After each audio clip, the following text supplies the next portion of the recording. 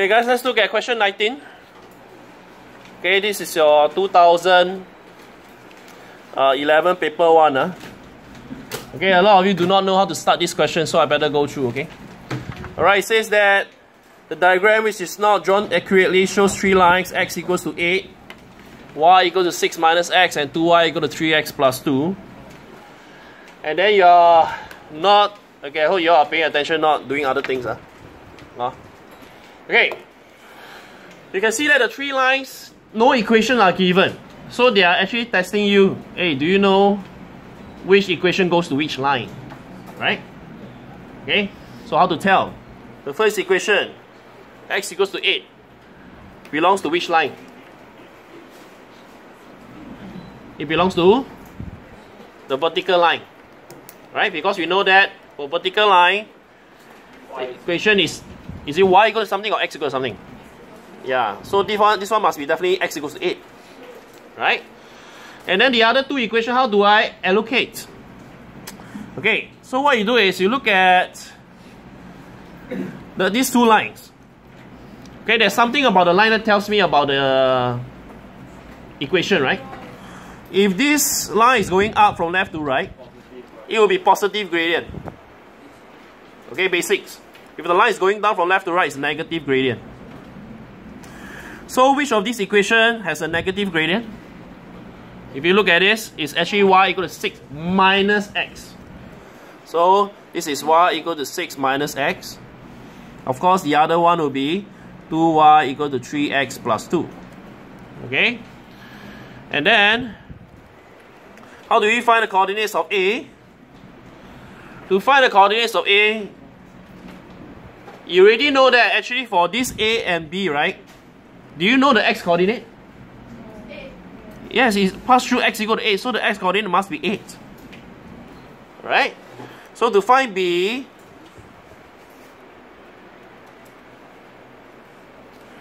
okay, to find B, you sub x equal to 8 into your 2y equal to 3x plus 2. Alright?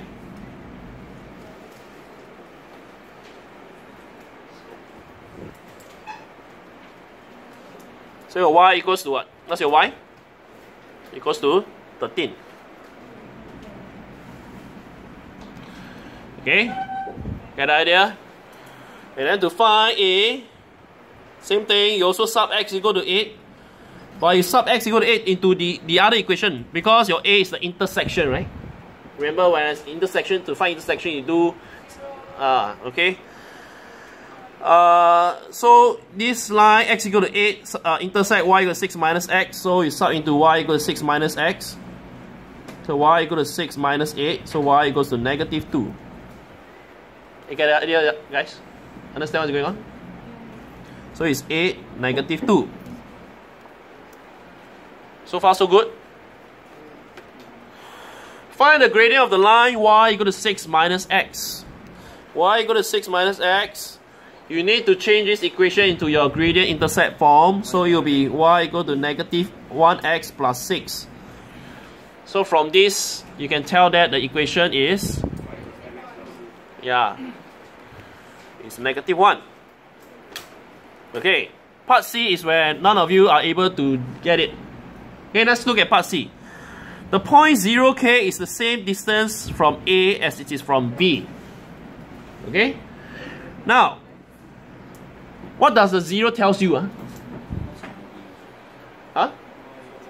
The x is 0, y is 0. X is 0, so that means x is 0, it will be along the y-axis, right? So that means your k is along the y-axis, and then is the same distance from A and as it is from B.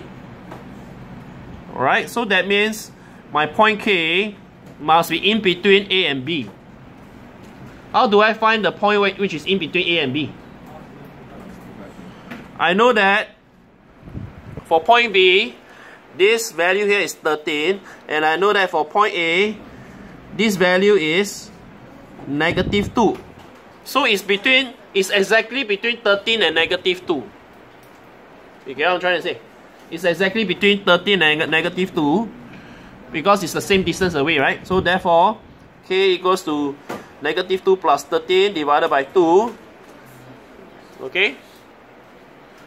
Negative 2 plus 13 divided by 2, which is 11 over 2, which is 5.5. So that means it's probably around here, 5.5. Okay? So it's probably around here. At this point, it's the same distance from B and from A. You get what I'm trying to say, guys? So the question, they phrase it like this. They didn't say, alright, find the midpoint of A and B. They say it's in between, it's same distance from A and B. Actually, alright, you need to deduce that it's actually at the center of A and B. So far so good?